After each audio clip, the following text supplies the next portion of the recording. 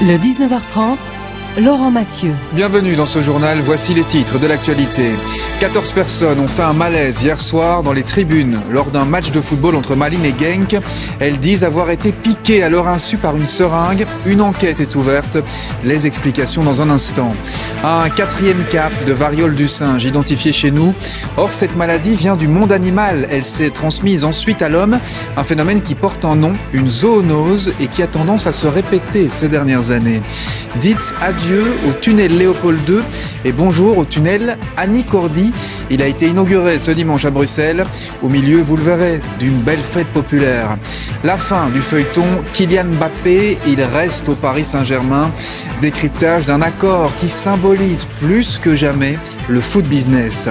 Enfin, des logements touristiques insolites et souvent luxueux en pleine nature. Le concept séduit de plus en plus chez nous. Reportage en fin d'édition.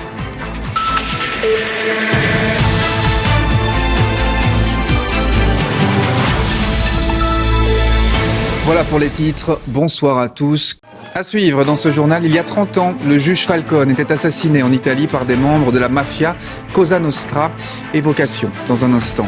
Notre séquence Un œil sur demain, nous irons au centre belge de la construction. Enfin, un nouveau tome de Spirou, un récit qui traverse la Seconde Guerre mondiale. Les images en fin d'édition. Nous sommes dimanche et comme chaque dimanche, on jette un œil sur demain.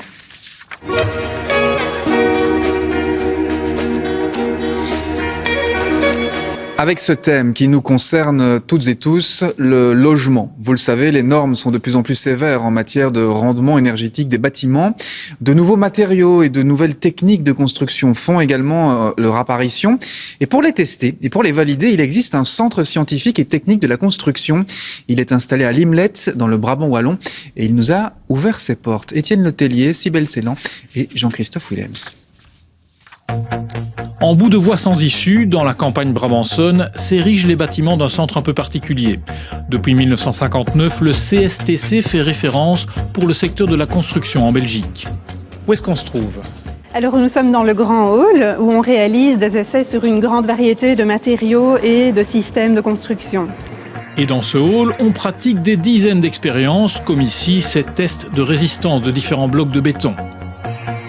Donc là, on arrive dans une enceinte qui permet de faire vieillir de manière accélérée des éléments comme par exemple des revêtements durs sur isolation de façade. On va peut-être pas pouvoir entrer parce que là, il y a une température assez élevée. Juste à côté, on découvre cette machine flambant neuve, une imprimante 3D à béton capable de réaliser des formes toutes particulières. On se rend compte que ça présente des avantages en termes de rapidité, en termes aussi économiques, au niveau écologique également, puisqu'il y a moins de matière qui est mise en œuvre, il y a moins de problèmes logistiques, moins de choses à amener sur chantier, moins de déchets qui sont générés sur chantier.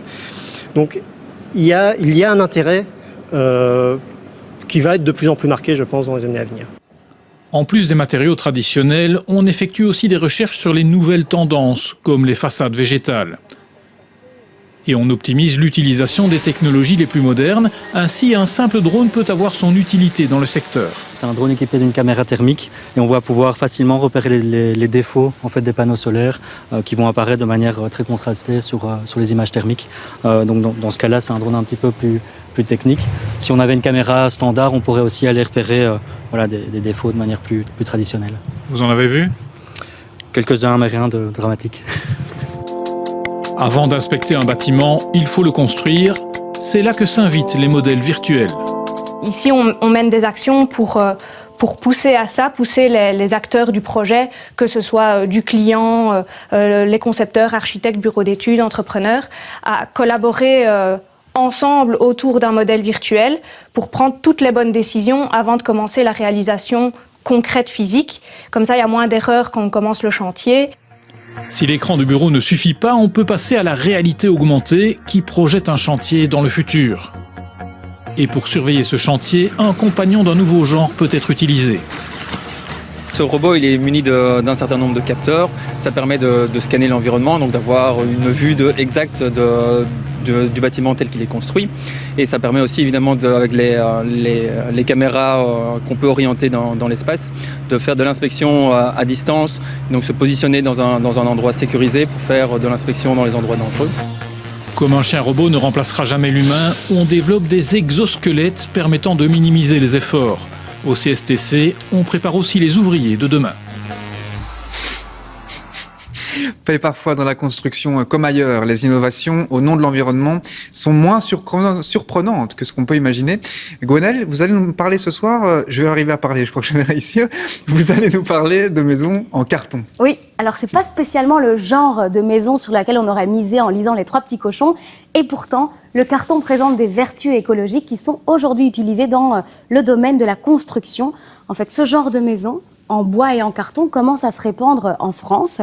L'ossature est en bois et puis ensuite le toit, les murs, le sol peuvent être constitués de panneaux en carton qui sont emballés dans une couche imperméable et traités contre le feu. C'est une technologie qui existe pour les habitations et qui se développe pour des bâtiments plus conséquents à étage notamment. Alors quel est l'avantage d'opter pour le carton ?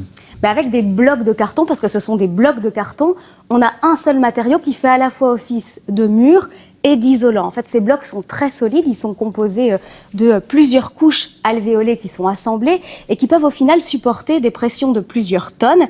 Et puis les alvéoles, elles font office d'isolant, aussi bien acoustique que thermique. Alors d'un point de vue environnemental, le bilan du carton, il est meilleur que celui des briques ou du béton au niveau de la fabrication, mais aussi et surtout en termes de recyclage. Et là, on touche à un point clé parce que ce genre de maison, elle se démantèle très facilement en fait. Et donc une fois qu'elle est démantelée, elle laisse quasiment pas de traces. Et le recyclage de ces panneaux, il est simple et beaucoup moins énergivore que pour le béton, ce qui signifie aussi moins d'émissions de CO2 à la clé. On comprend, c'est bon pour l'environnement. Est-ce que c'est bon pour le porte-monnaie ? Est-ce que ça permet de faire des économies, ce carton ? Mais pas spécialement. On pourrait le croire parce que l'assemblage est très rapide pour une maison en bois et en carton. Et pourtant, le coût, il est à peu près équivalent à celui d'une maison en béton. Donc l'intérêt réside principalement dans son impact environnemental. Mais quand on connaît l'ampleur d'un secteur comme la construction qui représente un tiers de la production de déchets et 40% des émissions de CO2 à l'échelle mondiale, ce genre d'innovation plus responsable est évidemment bienvenu. Merci beaucoup Gwenaëlle. Et on va rester un peu dans le thème avec les pages cartonnées du nouvel album de Spirou, le tome 4 de la saga écrite par Émile Bravo. C'est un événement dans le monde du 9e art, d'autant que cet album emmène les lecteurs au cœur de la Seconde Guerre mondiale. De quoi voir ce célèbre personnage qu'est Spirou sous un nouveau jour. Joris Buluc, Marc Florent, Gérald Vandenberg. Le Spirou d'Émile Bravo, c'est une plongée dans la Belgique ravagée par la Deuxième Guerre mondiale. Le petit groom en uniforme rouge ne part pas au front. Spirou ne peut pas tuer. Mais il vit toutes les souffrances que les enfants de cette époque ont subies. Cette oppression dont je parle a bien montré que Spirou, Fantasio, leurs amis la subissent quotidiennement, et c'est ça qui me paraît assez important. Retrouver ces témoignages où les gens disaient, où m'ont dit qu'on avait passé ces 4 années avec énormément d'angoisse et de faim, de froid l'hiver. Enfin, c'est ces sensations-là qu'il faut rappeler. Même si on ne se bat pas les armes à la main, on le vit. Enfin, la population est oppressée, quoi. De l'assaut des parachutistes allemands sur le fort d'Eben-Emal à la caserne d'Ossin, d'où partent les Juifs vers Auschwitz, les images d'époque prouvent que tout est dessiné et raconté avec une extrême rigueur historique. Et ce que l'on découvre, c'est comment ces événements font passer Spirou de la naïveté à la gravité. Confronter un personnage comme Spirou, qui est quand même ce personnage très populaire, à un traumatisme tel que la Seconde Guerre mondiale, je trouve que ça a du sens, en fait, si on en tire quelque chose de positif, en tout cas une interrogation sur soi. Émile Bravo réussit l'exploit de parler de tout en mettant en scène un minimum de violence. C'est particulièrement vrai pour la Shoah, le génocide des Juifs, évoqué au travers du destin de Félix, le peintre, ami de Spirou.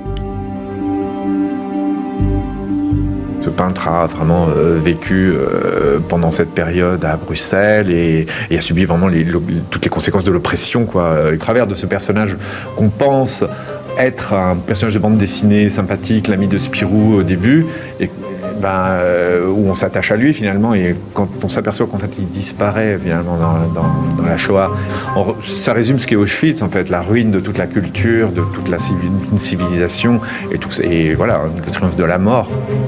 Au total, en plus de 300 pages et 4 albums, Émile Bravo parvient à nous faire découvrir un autre héros que celui que l'on pensait connaître. Et voilà qui referme ce journal. Tout de suite, place à la météo de Daniela Prepeliuk, suivie de l'émission Chiens et chats sans collier et de votre série Vision. Excellente soirée sur la Une et je vous dis à très bientôt.